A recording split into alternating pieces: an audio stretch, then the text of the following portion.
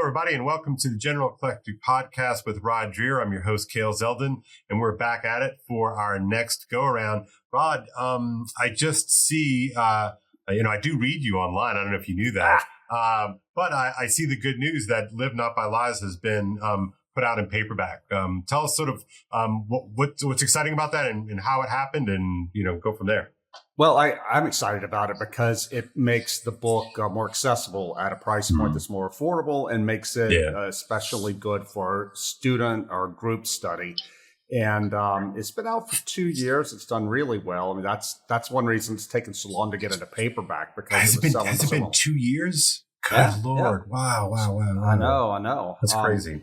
And, one of the things I like to say is that this book has sold twice as many copies as Benedict Option, which did well, but it's had very little of the coverage Benedict Option had. This is going around. I mean, I've had some really good coverage from some of our conservative influencers. Yeah. But it's mostly a word of mouth thing, which I think is really significant because people know something is wrong. And weirdest thing happened this weekend, though, Kale. This past weekend, I went up to Slovakia, which is the country just north of Hungary, where I live now. And I was invited to speak at an Ideas Festival by a Catholic group that they were the ones, the Hanus Fellowship. The Hanus Fellowship was the ones who I first met when I first began, very first trip, researching the book. And it was they who introduced me to the story of Father Kolakovich, the guy and the underground church and so forth. Here's the thing. I went in Košice, which is the second biggest city in Slovakia. Mm-hmm. I went to the newly opened Museum of the Victims of Communism. This is a private museum. A family there started it themselves, and it's very small, but they wanted to get some place with these testimonies of people who were tortured and imprisoned by the communists and persecuted, where their stories could be kept. Mm-hmm. One thing that completely blew me away, Kale, they were telling me that the young in Slovakia, those born and raised after communism, know very little about what communism did in their own country. And some of these people were thanking me for my book, as the book has been published in Slovakia. And so this American had to come over to them and remind them, hey, this is important, what happened to you, and you should be talking about it so you can prevent what's happening to us from coming to you, i.e. wokeness. I'm struck by that reality that the horrors of the 20th century have been related to the next generation, our generation, and certainly the generations after us, in such a way that I won't say it has whitewashed the crimes of communism, but rather, from my impression, that it just simply has been ignored. And I really wonder, what is that about? Yeah, well, I wonder if it's distinction without a difference. I asked the Slovaks, I'm like, well, why did this happen? Why is it not being taught in schools? Mm-hmm. One person there told me, and everybody else agreed with him, is that the communist era, they were very strong, the ideological communists in the education field. Even today, they said the people who go into teaching are more likely to be sympathetic to the communist regime, and if not a supporter of it, at least they're more afraid of anti-communism than communism. Look, same as in America. Isn't that crazy? Well, how do you mean that? What do you mean same in America? You trying to tell us that we don't know how to sniff out a pinko commie when we see and hear him? Or what are you talking about? It's like, how it is on some university campuses. They're more concerned with anti-communism than they are with communism. So they'll invite Angela Davis, the open Marxist. She got the Lenin Prize but from the Soviet Union. She's welcome. And the fact that she supported these murderers, it's not held against her. We are much more... Gosh, is that me or you? I don't know, but I'm going to shut whatever it is off. So it's you. It's you. Sorry. That's all right. Anyway, but they're really more concerned about people judging communism too harshly. I think it's just naturally this is just reflexively on the left. Rod, that's insane. I just don't understand it. I mean, even if you wanted to sort of do like a body count comparison, right? Why is it that our kids all know about the correct and horrifying horrors of say, the Nazi regime, and yet are completely mute when it comes to what is it? There was a book that came out about a decade and a half ago. The Black Book of Communism. Yeah, what? I mean, it's all out there. The record's pretty damn clear. I'm not sure. I mean, you have a couple of sort of old school sort of Stalin, cranks who think that tankies, yeah, that's right. Who believe that Stalin is being unduly trashed. But I mean, come on. I mean, the Black Book's there. It's all very clear. Why would you let your ideological commitments not let you see the truth that's staring you in the face? I think, Kale, to be honest, it has a lot to do with the reason why Live Not by Lies was completely ignored by the media, because once people start pulling the strings, they're pulling the threads to try to get to the bottom of it, they will realize how much of communist ideas or totalitarian ideas are still very much present in our contemporary progressive discourse. Another thing I found out this week, and I've heard this from people in Hungary too, that in Slovakia, after the fall of communism, there was never what they call a lustration, meaning shining light into the dark tunnels, the dark corridors, to find out who collaborated, what did they do, and so forth. They did this in East Germany, but they didn't do it in Hungary, and they didn't do it in Czechoslovakia. I don't know about Poland, but and therefore, said my interlocutors, a lot of these people just moved smoothly out of working for the communists into becoming bureaucrats, using their connections to become. Richard Legutko has written about this in his great book, The Demon in Democracy. Right. Here in Hungary, the leader of the left-wing opposition was a former communist youth leader. I mean,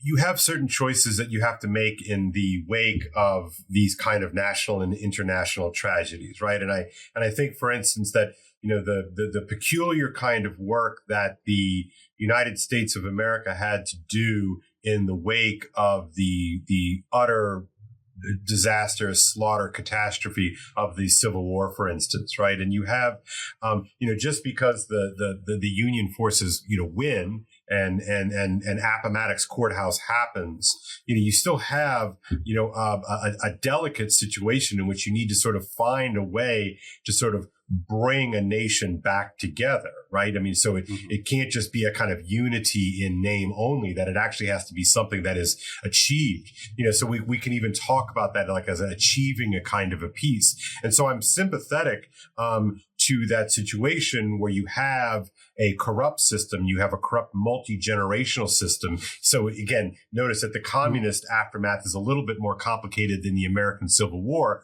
because you're really talking about an intense period of about a generation. And you have complicating factors. It's not as, it's a different type of thing. But with communism, with Eastern European communism, Soviet communism, and all the various satellite states, you have multiple generations of people of the kind of the natural aristocracy. I don't mean that in any kind of class situation, but just competence, right? That competence tends to rise to the top. And in order to exercise your competence in a corrupt system, you either have to decide, as you would say, to live not by lies, or you're going to make certain accommodations to the regime because you're just going to sort of do you, right? And so how do you litigate that in such a way that holds people accountable for their participation in the corrupt regime, yet at the same time create a path to move forward? And perhaps what you're saying is that with absent this lustration, they did not hold people to account. And so this maybe is the cost of not holding people to account. Yeah, well, maybe. I mean, I don't know enough about. I'm just guessing. Yeah, sure. Yeah. Well, they if you never had a big national discussion about it, then it is in the interest of the educational class in Slovakia, assuming that what I was told was true, that they tend to be more communist sympathetic. It's in the interest of them to say, move along, nothing to see here. Yeah, because they don't want to bring judgment on themselves. Mm-hmm. But I think it is an interesting question, though, because, there are a lot of Hungarians who wonder why it wasn't done here. Right. Hungary has a conservative government. It's had a conservative anti-communist government since 2010. Right. And they haven't done it. Perhaps the Viktor Orban and his government judged that it would be worse for Hungarian society to tear itself apart, going after the communists, than to just suck it up. It certainly can't be because Viktor Orban is pro-communist.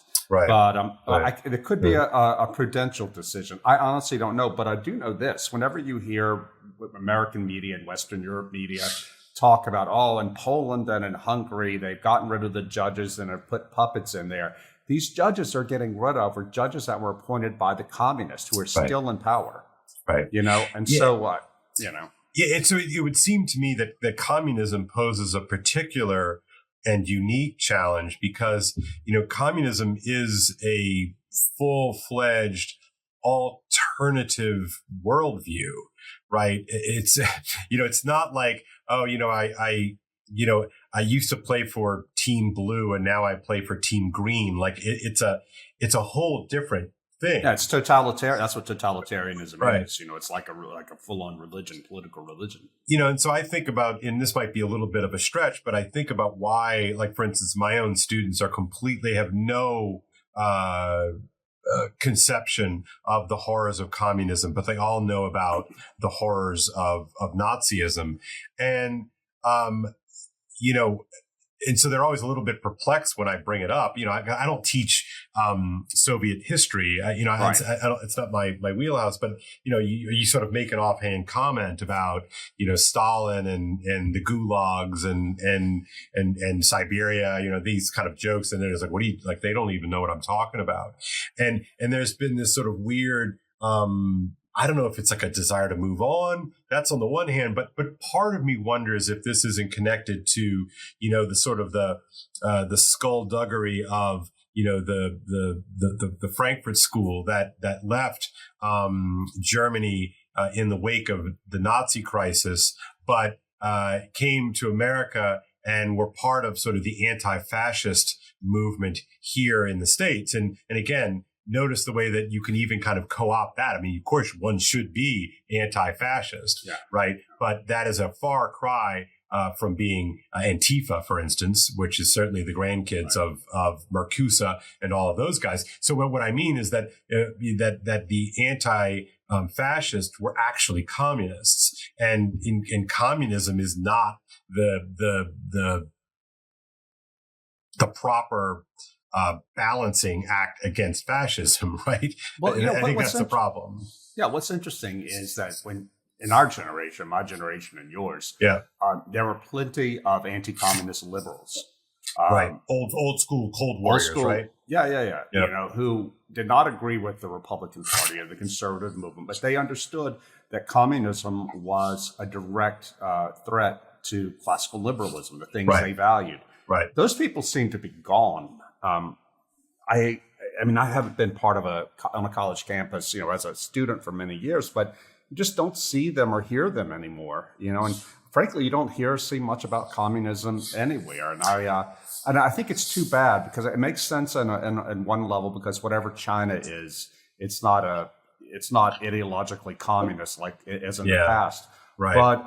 But as you to go back to the book, the people who lived under communism are seeing the same kind of thing happen today.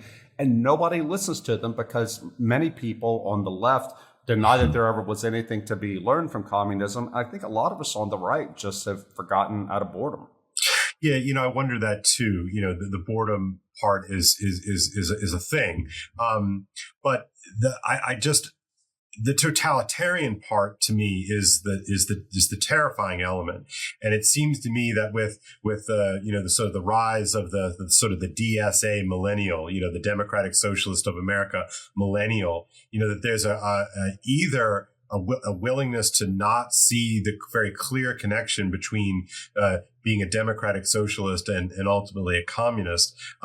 But that even me bringing up such a thing is like, oh, Kale, like what does he know? He's just sort of this old fashioned commie hater. And I'm like, well, there's something inherent in socialism that leads toward totalitarianism. And I don't understand why there's an unwillingness to see that. And I wonder if that's why, you mentioned that Live Not by Lies got none of the sort of the traction in the sort of official blue check Twitter space that the Benedict option got. And what now 2 years out, I mean, what do you make of that sort of deafening silence that the book met? Well, I mean, from what I said earlier, that they don't want to start pulling those strings, but also the book came out at the very end of the Trump presidency. It came out about a month before the election that Joe Biden won. Right. And naturally, we weren't going to get anybody in the media talking about this book before Biden's win was assured. But following that, I mean, it sounds crazy to these people when, as far as they're concerned, the clear and present danger, the great threat to liberal democracy is Donald Trump, and only Donald Trump. We can only ever talk about Donald Trump. Right. This might seem like a strange side angle, but I was just reading before you called about a story from the New York Times about how now in Hollywood there's a lot of the suits in the corner offices are starting to pull back on their mania for diversity casting, diversity projects, because nobody goes to see them. And but the story, and this is in the Times, it's framed as regress, not progress, but regress. Wow. And it's not framed as like, gosh, they're not making any money on this. It's framed as the fact that they're not making money on this is giving studios license to back down on their devotion to DEI. That's good. That's such a great twist. My goodness. Yeah, the reason I bring it up in this context is that, I'm not going to say Hollywood is totalitarian, but it's so cut off from the signals that the market is sending it. And I think it's a really good illustration of how people within a certain bureaucracy or a certain community can willfully blind themselves to what's going on outside. I mean, we've talked about this, you and I have on this podcast about foreign policy. I mean, sure enough, Slovakia, same damn thing I get everywhere I travel over here. Older people who lived under communism want to know what happened to America. How did you lose your mind? Why did you lose your mind? They're talking about wokeness and gender stuff, but the people, and look, man, the people in Slovakia I talked to is asking them about the winter because Eastern Slovakia is not the wealthiest part of Europe, let me say. Right. And neither is Hungary, especially that part of Hungary. People are scared to death. In Poland, they're burning garbage to stay warm, and it's not even that cold out there. Right. But none of this seems to be registering at all with the American people because it seems to me it's not registering with the American news media. Now, why isn't it registering with the American news media? They have correspondents over here. They can see, they can hear what people are talking about. I think because it would undermine the ideological commitment to fighting this Ukraine war. You saw, by the way, I don't know if you've actually seen this. It broke earlier today. A couple days ago, some progressive members of the Democratic House Caucus issued a letter calling on the government to reconsider the Ukraine strategy and push for peace. It took them a day before they had to withdraw it. They said, staff released it without vetting. Hey, what does that tell you? Criticize it. Yeah. Criticize the military-industrial complex, and you see what happens to you from the left. Right. So this is intriguing to me because I think we're seeing some patterns sort of being drawn here, and I'm always looking for how these things are kind of interconnected. And you talk about American foreign policy, and there seems to be yet again. I mean, like you have spoken, I think, pretty eloquently that 20 years ago you would have been you would have had a Ukrainian flag in your avatar on Facebook or Twitter. You were very sort of pro military interventionist, especially in the wake of 9/11 and those straight lines, quote unquote, that the Bush administration was trying to draw. Which ultimately drew us into a war in Iraq. So you are, I think, properly sensitive to those kind of elisions that establishments are sort of drawing us into and melding together. But I'm struck, so you mentioned the Hollywood story about the suits and it's being framed in the New York Times as like, well, it's really kind of the audience's fault, right? That they're not sort of open to the right kind of stories. So She-Hulk, it's a shame that they weren't ready for that awesome show. And now the suits at Netflix are going to have an excuse to not tell the stories they should be telling. And it's this sort of strange moral foundation upon which all of these stories are being told. And I don't get what that moral foundation that they're standing upon really is. I mean, what is that, Rod Dreher? It's wokeness. It's the idea. It's critical race theory. It's gender ideology. It's the idea that you judge the quality of a work of art by its political implications. Mm-hmm. David Rieff, who's a man of the left, he's the son of Philip Rieff, by the way, but he's a man of the classical left. Yeah, this stuff drives him nuts. He wrote in his Substack the other day. Talking about how the Shakespeare Festival or the Arts Council of New Zealand has canceled its Shakespeare grants because Shakespeare is a white European, et cetera, cis, blah, blah, et cetera. Yeah. And Rieff was saying this is the end of thinking. That art is the best art. It can't be tamed. It can't be fit into a political mold. But this is what the left, which controls almost all of the cultural organizations, this is the only thing they can see. And no wonder people don't want to go see it. There's nothing to it. I put on my blog today a sermon by some progressive female pastor in New York, where she talks about the David and Bathsheba story, which is one of the foundational stories of the Bible. What is it? Tell me. I haven't seen this yet. What is it? She gets mad because it doesn't center Bathsheba. Of course, yeah. And she goes, well, David repents, and I guess that's good for him, but I don't buy it. And she goes on to complain about God. She said, the fact that the Bible tells us that David was a man after God's own heart, she said, what does that tell us about God? And, and it's classic, it's so though. Good. It's so stupid. She has to reduce the Bible to judge it by whether or not it satisfies, woke ideology. And I mean, this is the sort of thing that just kills everything it touches in the same way that socialist realism did in the Soviet Union, that anybody who colored outside the lines got canceled. Well, Nazis did the same thing in Germany. Yeah. So, so there seemed to be, a sort of, some agreed upon set of priors that one must hold in order to sort of operate within the regime. Right. And so, I see the same pattern, maybe different people, but I see the exact same pattern being played out. You're talking about so-called Soviet realism in the arts. I mean, what about Lysenkoism? What about the effects of ideology upon scientific inquiry?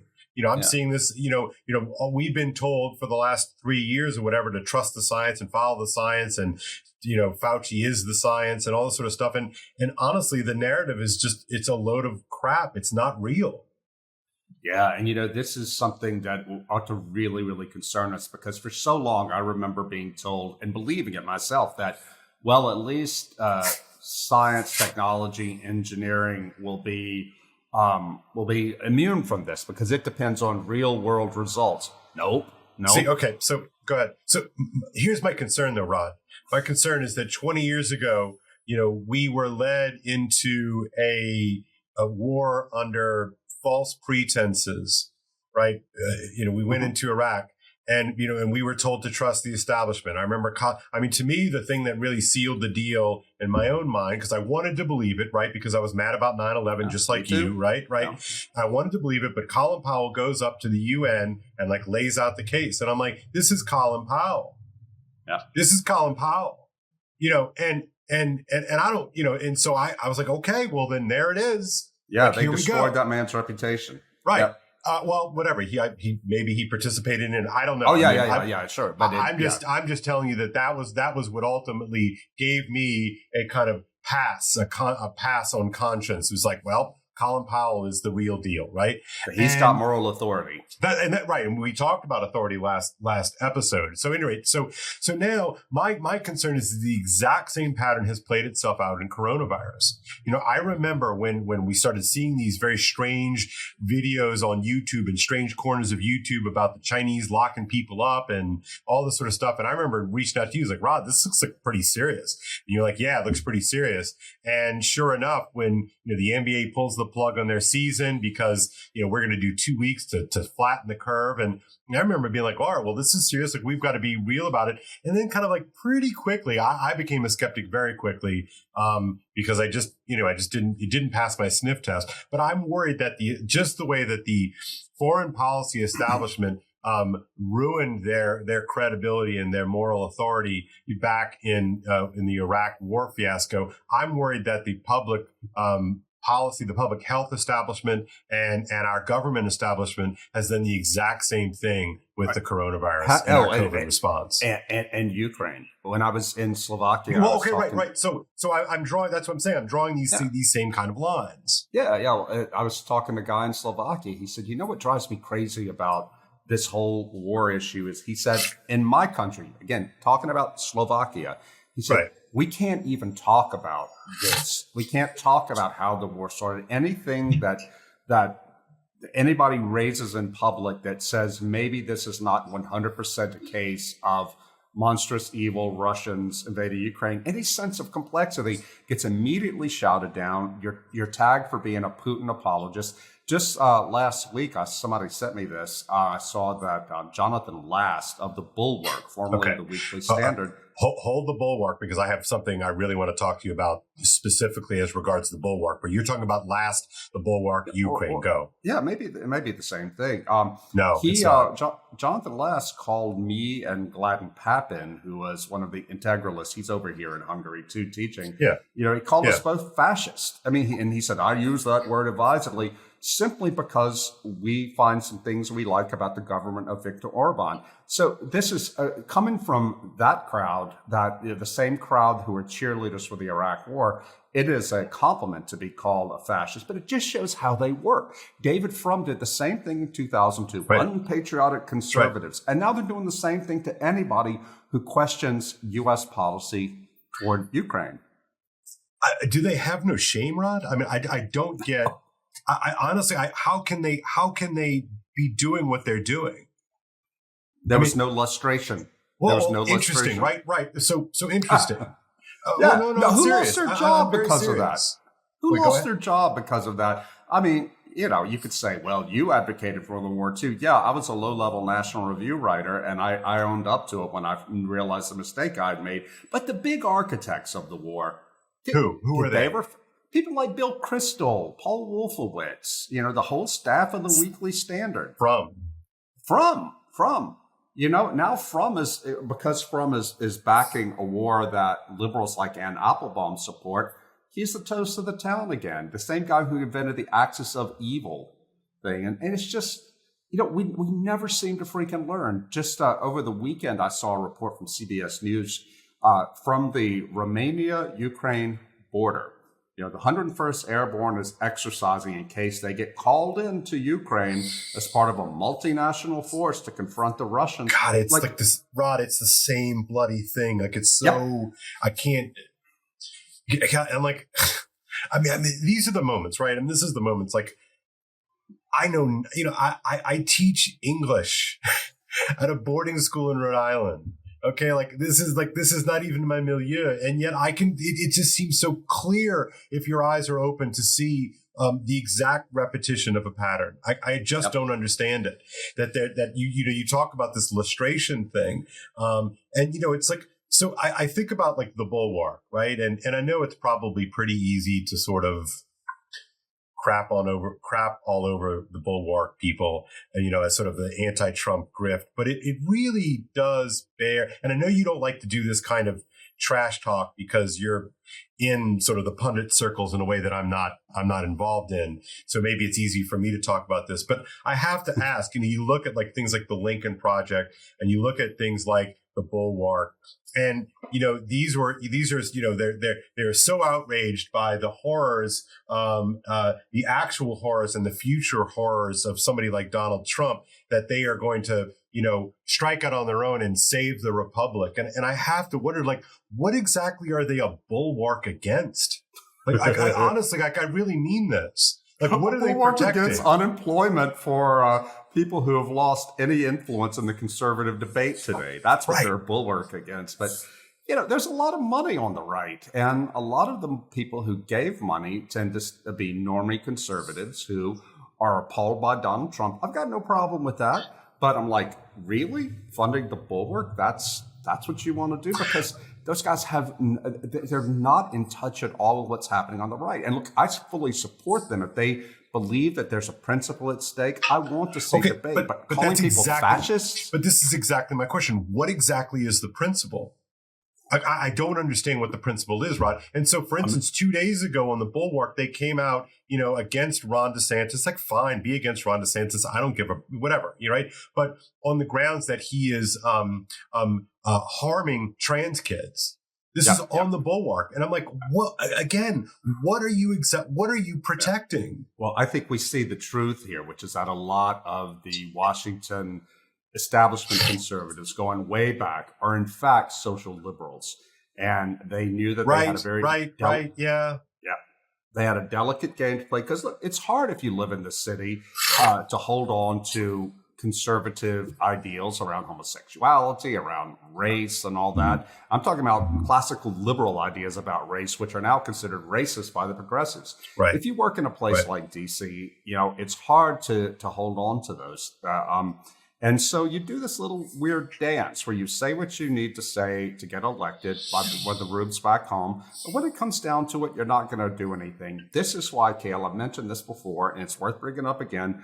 Right after Obergefell, and I went to Capitol Hill and asked those Republicans, what are you going to do to protect religious liberty? They had no legislative plans at all.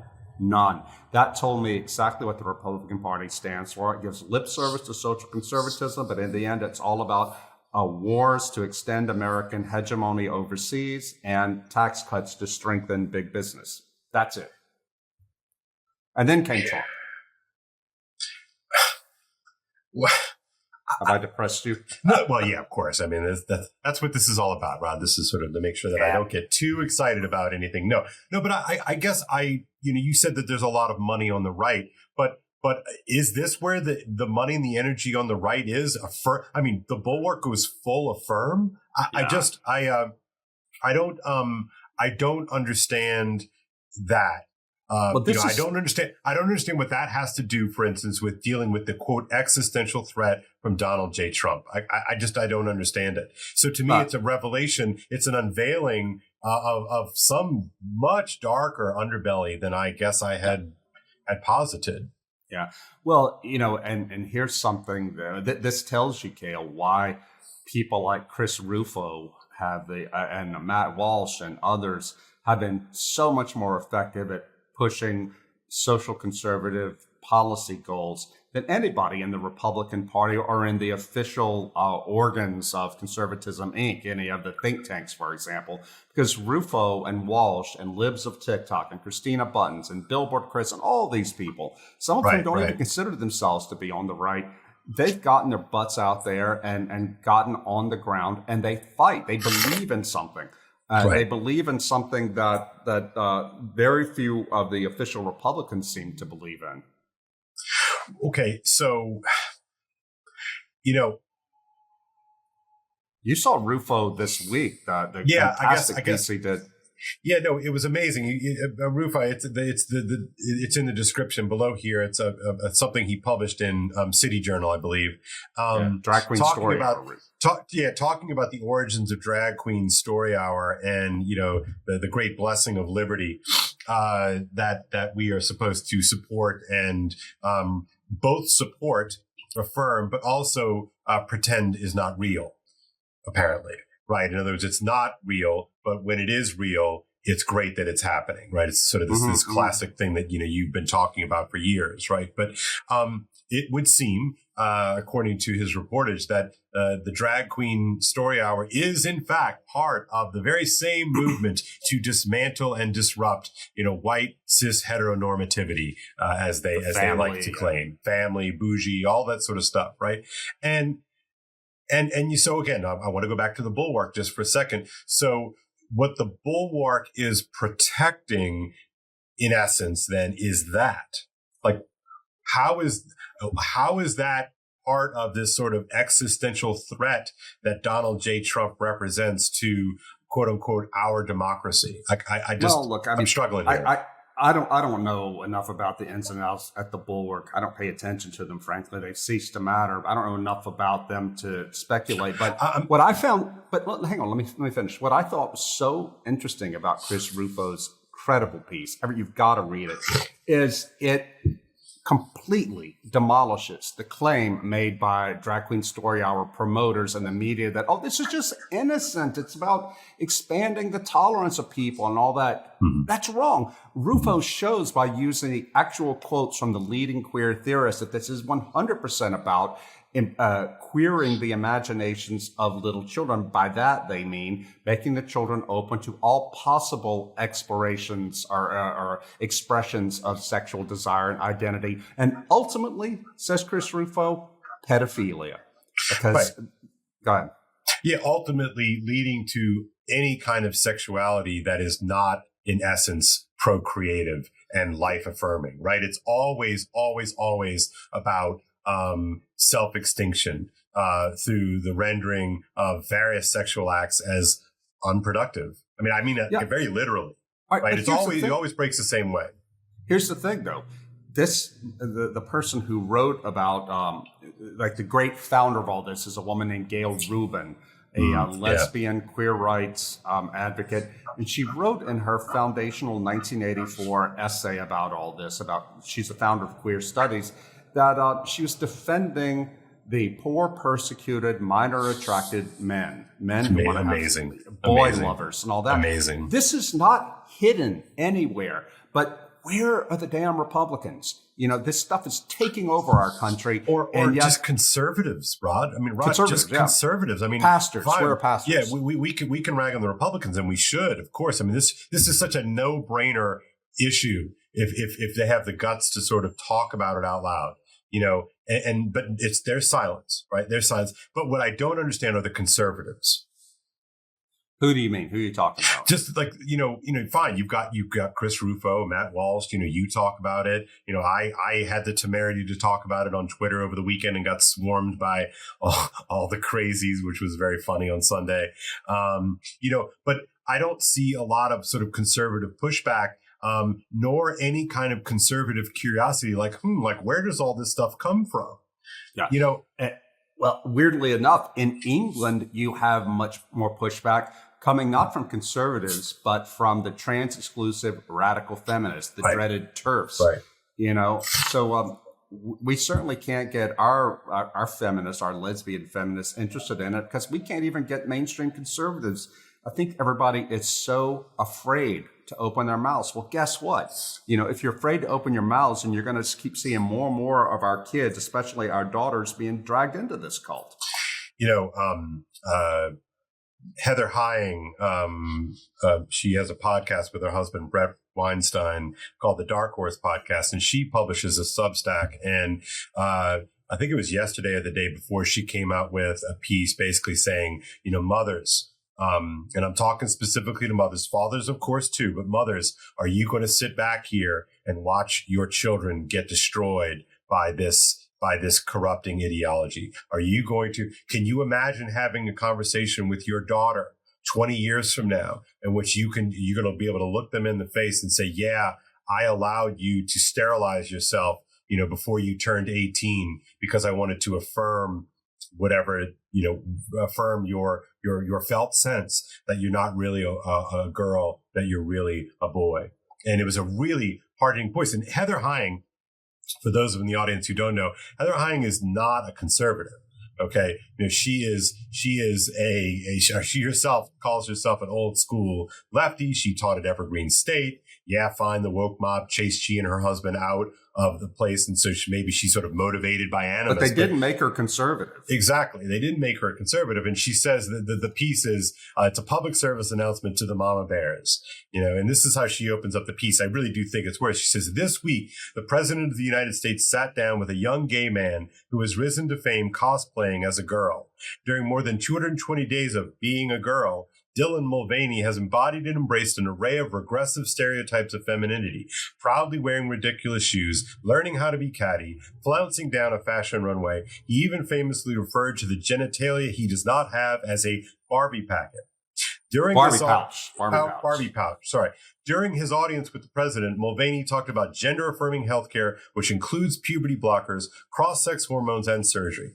All these medical interventions cause irreversible harm, being both invasive and dangerous, especially to children and adolescents. But in a short video from Biden's sit-down with Mulvaney, Biden pronounces that he doesn't think that, quote, any state or anybody has the right to ban gender-affirming healthcare. Of banning such interventions, the president says, I just think it's wrong. Rod, the president of the United States brings this person. Pervy flibbertigibbet is my phrase. I like right. Gidget. I mean, what is real anymore, my friend? I mean, what is real? I know, man. It's just, that's the thing that I just wonder, what's it going to take, America? You're watching all this happen, and people just seem to be dazed. It's like they've drunk some Kool-Aid. And I rant about this, but one of the reasons I yell all the time is when people are deaf, you got to yell, said Flannery O'Connor. Yeah. But, it's an incredible thing to see happen. And I don't know where it's going. This week, though, I read something really good. I finished it last night. Matthieu Pageau's book called The Language of Creation. It's been out for a few years, but I'd heard people talking about it, Jordan Peterson talking about it. I finally convinced myself to read it, and it's fantastic. The reason I'm bringing it up here is because it's a book about cosmic symbolism in the book of Genesis. It's a short book. It's dense. It's really provocative and exciting. But he's trying to help you understand what the symbolism of light and water and earth and heaven and all that is. The reason I'm bringing it up here is he goes into a discussion about gender, and he created them male and female, and how that's connected to deeper cosmological themes. And it's too complicated to get into right now. We should have him on to talk about it. I love that. But what struck me is an insight that I had, and I wrote about it back in TAC in 2013, an essay called Sex After Christianity, which is one of the widest things, most read things I ever wrote here. But I talk about how the gay marriage won and all this stuff wins because there's been a cosmological shift. We walked away from Christian cosmology. What do I mean by cosmology? The fundamental building blocks of reality. And what Pageau, even though it's not a culture war book at all, he just talks about how maleness and femaleness are necessary for the way God has designed reality. I mean, if you're a Christian and you believe the Bible is an adequate guide to reality, it's really astonishing. And he talks about purity and how in the Bible the violation of purity laws always results in exile and flood. And I'm sitting there reading that, and I'm thinking, that's what's happening to us. We have the whole cosmology has shifted. We think now, whether you're pro-gay or not, pro-LGBT or not, most people today think about sex as merely expressing what is inside your own heart. That's not remotely how the Bible saw it. That's not how the West saw it. And not just because St. Paul had some harsh things to say about non-marital sexuality. Right. It's baked into the very foundation of reality. And I'm thinking that we are seeing the civilization fall apart because we have disregarded that. And that there's something about, if we're going to affirm the sexual revolution, then we have to inescapably deny the foundations of Christian anthropology and ultimately Christian cosmology. And that's why you can't, go ahead. And I would argue reality. I mean, I think that one of the things that I love so much about Matthieu's brother Jonathan's point is that, look, reality is inescapable, and in the end, it will win. And so we can play this little cosplaying game in which we're trying to escape the fundamentals of reality and of anthropology, real anthropology. But we do so at our own peril, right? And as I wrote, the other day, I got a lot of traction on Twitter, but that this is what Dante is seeing, right? And I it's like greetings from the city of Dis, right? That we live in this world. I mean, the sexual revolution is incompatible with reality. Period. Yeah. Full stop. Your piece that you wrote, this Sex and Christianity piece, and the link is down in the description here. To me, that's one of the most important essays that you've ever written, because it really does provide the stark contrast. The good news of the gospel includes the notion that our sexuality and our bodies mean something. And this to me is the heart of what Dante sees in his vision, is that the human person, the embodied, incarnate, icon of the creator God himself, we are imago Dei, right? Walking around, we mean something. Right. And so our frustrations, with like the meat Lego notion that, flesh is just something that can be rearranged at will, that it doesn't ever get, that my essential self is sort of, this other thing. It's like, no, we are incarnate beings, with a specific telos. And I think what you're seeing with the Matthieu Pageau book is that not only is this the mechanism by which we can see Genesis correctly, and I think this is part of the power, for instance, of Jordan Peterson's original Genesis lectures. But I think what you're also suggesting, if I could, if you allow it, is that this is actually how we have to see the world right now. Like this is not some sort of nerdy academic thing that you and I are into so that we can kind of look at Genesis. But rather, if this is true, if this is the language of creation, it is our access to living in the world now. Yeah, and what is so interesting about it is, as I was reading the Pageau book, thinking about all I've learned from Ian McGilchrist and others about meaning being intrinsic to matter. This is completely anti-modern. I didn't say right-wing. I'm saying anti-modern. Right. Because I think that's right. The modern world, Yuval Noah Harari said that you can sum up the meaning of modernity like this. In the West, humanity exchanged meaning for power. Right. In other words, we pushed the idea that there is intrinsic meaning into the world because that would limit us. We rendered the world as just meaningless stuff, as blank matter that we can mold as we like.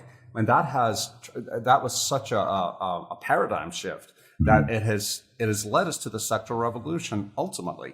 And if we're going to the logic, right? It's the logic, and that's the logic upon which the sexual revolution is predicated upon, is that sex is ultimately really just meaningless. It's meant for a sort of the thrill in the moment, a limbic hijack moment, and then you're off to do to do your next thing, right? Well, and I think that this affects our very notions of what we're for. Absolutely, it does. I mean, I was just thinking, reading Pageau's book, about what the stuff I used to hear circa 2004, 2005, when we were arguing about gay marriage. And people would say, well, what does my gay neighbor's marriage have to do with me? Well, maybe nothing directly. But, when this stuff gets normalized and gets written into law and so on and so forth, you unavoidably hold up a model of what marriage is. Right. And I think, down the line, it has been totally desacralized. Now, heterosexuals did that too. They did it first. And we did it first. Absolutely. Yeah. But nevertheless, we should not be surprised when, if that's how you render the meaning of sexuality and the meaning of marriage, if it becomes something wholly expressive of and wholly subjective, then you shouldn't be surprised when you have a society where people don't get married and don't have babies. Well, that's coming. I mean, we've talked about this before, but the impending civilizational crisis that we're about to confront is not as the the scaremongers of the 70s would have, which is the sort of the overpopulation bomb, but rather it's the population cliff. And, we're about to head into a period of time in which, year after year after year for the next 15, maybe 20 years, we're going to be confronting people who have bought the lies of the sexual revolution, that they have, neutered themselves. They have not procreated. They have not generated the next generation, and instead they've been career centric or whatnot. For whatever reason, have decided not to have children. And what is it going to be like to have a sizable chunk of an entire cohort of women, for instance, that never had a baby? It's like the rage. It's going to be unbelievable, Rod. It's going to be unbelievable. And I don't say that. Sorry. Now, the rage at women who did choose to have children and be moms is going to be uncharted hell, because as we know, that's what, women being angry at men are often really just angry at other women. Yeah, and, I worry about this. I really, how that's going to sort of scale itself out. Well, Oswald Spengler said 100 years ago that when a civilization gets to the point where people decide whether or not to have children, it's over, as opposed to just having children as a matter of course, because that's what one does. Right. It never occurred to me, and probably the last generation of Americans to whom it just didn't occur, that will I have kids or will I not? I just figured if I get married, of course we'll have kids. It's just natural. And now, for me as a young man, I was a serious young man, and I was Catholic, and so for me it was always like, do I sacrifice marriage and children? And it was always marriage and children, right? Do I sacrifice that and become a priest or a monk or what have you, or do I get married and have a family? I mean, that was the real choice, and I saw. I think somewhat correctly, the sacrifices both ways, but it was never an issue of like, do I choose me? Okay. You know what I mean? But here's where this is going to one day. You notice there was a great piece in Barry Weiss's Substack a few days ago about the total silence of the media and the inaction of the federal government at the 74 attacks on pro-life centers since Roe was overturned. This is just unheard of, it's about the ruling class not caring. They're thinking that we pro-lifers deserve it.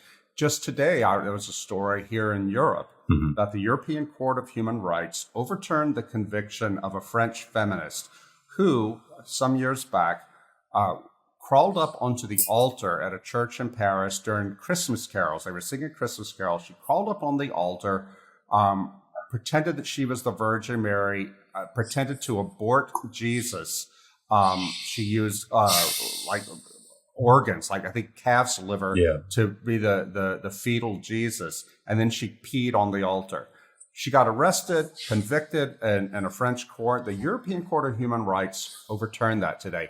What does that tell you? Some countries in Europe, you can't even say that someone who has a penis is a man, even if they identify as a woman. You could go to jail for that or pay a fine. But it's a human right to get up on a church altar and blaspheme. That's what you're talking about, though, Kale, that this is where the ruling class is taking us. So that's the Bulwark. Right. So it started to riff on the image of the Bulwark, right? The Bulwark, the thing that is being supported is that, like, is that what we stand for as a generation, as a culture, as a civilization? Well, look, I'm not going to get on the bull because I don't want to. I'm using the image. I'm not talking about the website now. No, I know, but but that's the sort of thing that I saw that, and I thought, my first thought was, is this the civilization I would fight to defend, the civilizational order? No, it is not. I will not fight to defend this. I will beg my children not to fight to defend this. And it's not a matter of not wanting to fight to defend somebody who disagrees with me. This is the most grotesque blasphemy. It's an act of total hatred for people like me. And I just, it's savage. But I remember, though, Damon Linker called me out a few years ago when Pussy Riot went on to into a church in Moscow, and did something similar, not as gross as that, but it was still sacrilegious. They got up on an altar and played an anti-Putin song. Right. I would have no problem with that had they been on the street outside the church singing the same song. But they went in there and they desecrated that holy place, and the Russians threw them in jail. And I said that I defended their prosecution. And Damon Linker, a good liberal, a friend of mine, was just horrified that any American could say that they deserved it. And I realize there's a huge divide between people who believe in sacredness and those for whom sacredness is not a real category. Right, because the question that you have is that we know we can't have a civilization without some sense of the sacred. Right. Now, I believe that certain things that are held as sacred are true, and certain things that are held as sacred are false. But what I hear you saying is that, what our current civilizational establishment is holding up as the sacred, which seems to be like the sort of secret, sacred self that is, the sort of the desiring self that can do no wrong. You sort of wonder, is that worth fighting for? Is that worth standing up for? And I gotta say, Rod, it reminds me of the closing paragraph of Macintryre. Where you have people, well, what is the quotation? He says, men and women of goodwill. Yeah. I have it right here. A crucial turning point in that earlier history, you're talking about the Dark Ages here, occurred when men and women of goodwill turned aside from the task of shoring up the Roman Imperium and ceased to identify the continuation of civility and moral community with the maintenance of that Imperium. What they set themselves to achieve instead, often not recognizing fully what they were doing, was the construction of new forms of community within which the moral life could be sustained so that both morality and civility might survive the coming ages of barbarism and darkness. And in the wake of Live Not by Lies, being published in paperback, I've always seen those two books of yours as a kind of, as of a piece. The Benedict option, in which you riff at great length on that closing paragraph from Macintryre. But in the whole title of the Lies, book is from Macintryre. Yeah. And then Live Not by Lies. I mean, I really do wonder, like, what is left to shore up? Is the Imperium done? Maybe that's my question. Yeah, no, there's a lot of ruin left in a nation, as Adam Smith said. Yes, I know. So, the Imperium is not yet done, but I got to say, when you have a civilization that turns itself and starts seeing people like you and me as domestic terrorists, as enemies of the state, as fascists, to use the Bulwark's term for me. Yeah. I'm not even pro-Trump. And, I know. But, then those are fighting words, and they're words that read someone out of the moral community. Now, the left does this all the time, but I'm starting to believe them. Yeah, fine. Yeah. We are deplorable people. We're people that you are going to turn the security forces on when you can. We're people that you'll turn the social credit system or whatever American version you get. You're going to turn it on people like us. We're going to fight you. We should fight you. The Republicans aren't fighting you nearly enough, but maybe they'll change. Yeah. But I think in the end, we have to have a plan B as well. And that plan B is to start building these communities like Macintryre talked about, like the Benedict option talks about, where we can be resilient. I mean, there's something happening right now in Warsaw. A friend of mine there, a young Catholic guy, texted me a couple weeks ago and said that he and his Catholic buddies are already putting into place a community network to help them through this winter because they believe there will be civil unrest there. Right. I wonder if this happens, the civil unrest, which everybody talks about it here. Right. Are Americans going to be shocked because nobody told them that Europe was going to fall apart because people are cold and hungry? Yeah. Yeah, there's nothing like that to sort of wake one up to the internal contradictions of a civilization that no longer makes sense. I mean, I can sort of make fun of things on Twitter or point things out on Twitter and all of my various crimes of noticing, and same with you, right? But when somebody doesn't have food and somebody doesn't have warmth and shelter, like that's real stuff. Like that's no joke stuff. That's the basics of civilization. Absolutely. Look, man, here in Hungary, Hungary is always criticized by the EU and by the Americans for not being fully on board with the war in Ukraine. I mean, and Viktor Orban, the prime minister, has criticized Russia, but he's also called for peace. And it's no secret that Hungary is 100% dependent on Russian energy. Maybe that's a bad thing, but the fact is, it is. And Viktor Orban is responsible for his own people, for the 10 million people who live in this country who don't want to freeze this winter. I was having lunch just this week with a Hungarian friend. He and his wife and kids are moving out of their big house. It's big by Hungarian standards, standard American subdivision house by our standards. Yeah. They're moving to a small apartment for the winter. Even though they're probably in the top 10% of moneymakers here, they're terrified that they're not going to be able to pay it. And he said to me, we're blessed that we can afford to do this. What about all these people in this country, poor people in the country who are countryside, who are living in these shoddy houses built under communism? What's going to happen to them? And I one of the things I appreciate about Viktor Orban is he asked what's in their interest. When's the last time an American president, when it came to foreign wars, asked what's in the interest of the American people?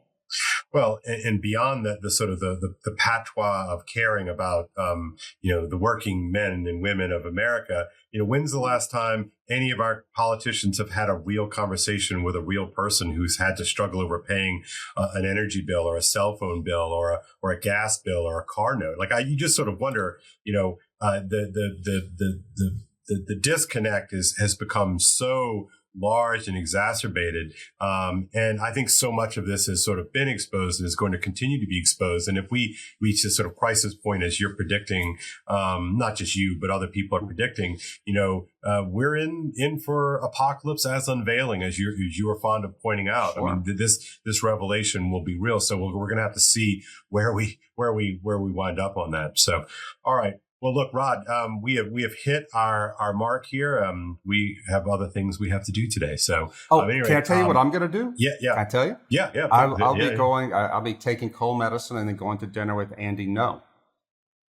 No way! Oh, he's in Hungary right now. That's great. He's in Hungary right now. Yeah. Well, ask him some good questions. I'd love that. We can maybe have a debrief on that one for our show next week. Yeah. No, I'm interested to meet him. All right. Good. All right. Well, be well, and we'll see you next time, brother. Cheers. God bless everybody.